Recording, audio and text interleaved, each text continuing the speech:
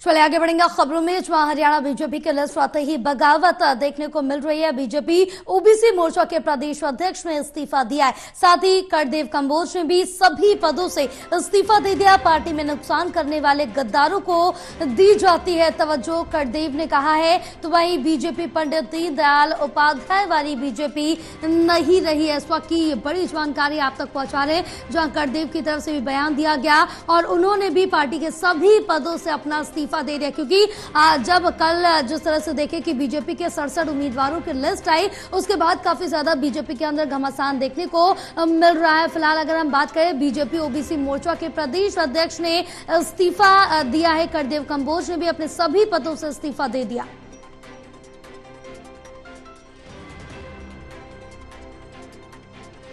Bharatiya Janata party ने अपनी एक सूची जारी की है उम्मीदवारों की, जिसमें 67 नाम है।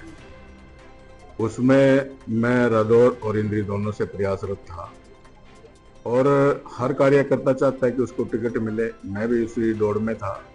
पिछली बार इंद्री से मैंने चुनाव भी लड़ा था, उसके बाद फिर रादौर से मैंने चुनाव लड़ा।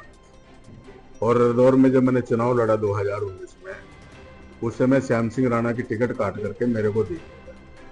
मैं मनोहर लाल खट्टर से पूछना चाहता हूँ कि क्यों आपने उस समय श्याम सिंह राणा की टिकट काटी थी और क्यों आज उसको जो है ना टिकट दी गई। जो आदमी पार्टी के उम्मीदवार का विरोध करके, पीठ में छुरा घोंप करके, जिसने 5 साल हमें गालियां दी और यहां तक कि उन्होंने तो प्रधानमंत्री नरेंद्र मोदी जी को भी नहीं छोड़ा, जो दुनिया के सर्वमान्य नेता के रूप में जिनकी एक छवि है, ऐसे व्यक्ति को भी नहीं छोड़ा। उसको भी जो है ना अनाप शनाप जो है ना 5 साल वो बोलते रहे।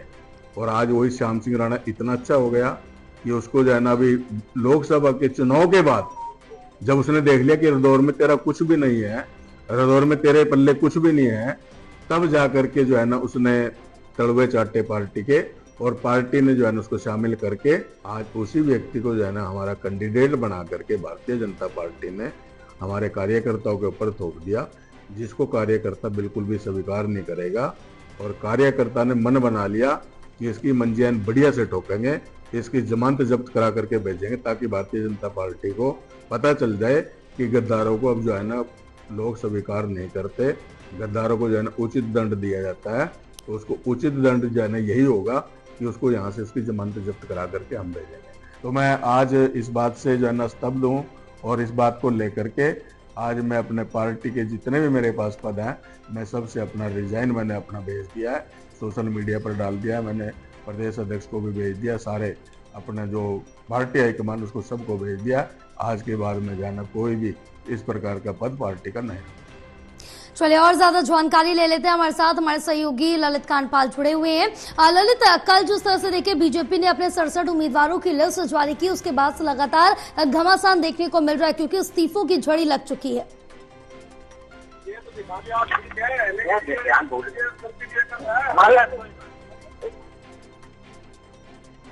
ललित, आप तक आवाज पहुंच रही है हमारी?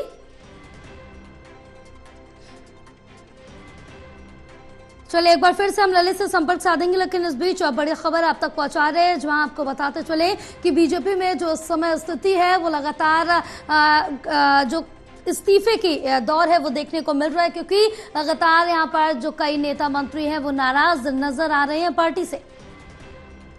हमारे साथ हमारे सहयोगी ललित एक बार फिर से जुड़ गए। जी ललित, क्या कुछ जानकारी आप साझा कर रहे थे? देखिए, भारतीय जनता पार्टी में जो है बड़े स्तर पर नाराजगी हो रही है और एक के बाद एक खबर आ रही है, निकलकर सामने आ रही है। अभी हमने देखा कि इससे पहले करदेव कंबोज ने भी जो है इस्तीफा दे दिया है। उन्होंने अपनी हमने सुना कि वो किस तरीके से कह रहे थे कि लगातार जो है विवाद पैदा हो रहा है और विवाद के बीच में जो है लगातार जो है हमारी बात को अनसुना किया जा रहा था। उन्होंने कहा कि मैंने प्रदेश अध्यक्ष को भी इस्तीफा भेज दिया है। तो इस्तीफों का सिलसिला अभी रुक नहीं रहा है और आप ये समझिए गया कि ये तब तक चलने वाला है जब तक कि नॉमिनेशन की आखिरी तारीख खत्म नहीं हो जाती है। यानी कि 5 तारीख से 12 तारीख तक नॉमिनेशन होना है। 12 तारीख तक पार्टी के ऊपर एक तरह से संकट है। अगर कोई भी बीजेपी का उम्मीदवार टिकट फाइल कर देता है, नॉमिनेशन करता है, तो आप ये समझिए कि उसका नुकसान सीधे और सीधे भारतीय जनता पार्टी को होगा। तो भारतीय जनता पार्टी के सामने तो इस वक्त बड़ा क्राइसिस हो गया है। अभी थोड़ी देर पहले गुरुग्राम के जो जिलाध्यक्ष हैं कमल यादव, उन्होंने प्रेस कॉन्फ्रेंस की थी। उन्होंने कहा कि हम सबको मना लेंगे, लेकिन मनाने जैसी स्थिति तो दिख ही नहीं रही है। सब लोग बड़े नाराज है संगठन से। उनका कहना है कि ये जिस तरीके से फैसले हुए हैं टिकट को लेकर, ये बेहद खराब फैसले हुए हैं और ऐसा होना नहीं चाहिए था। जी बिल्कुल, तमाम जानकारी साझा करने के लिए ललित बहुत शुक्रिया आपका।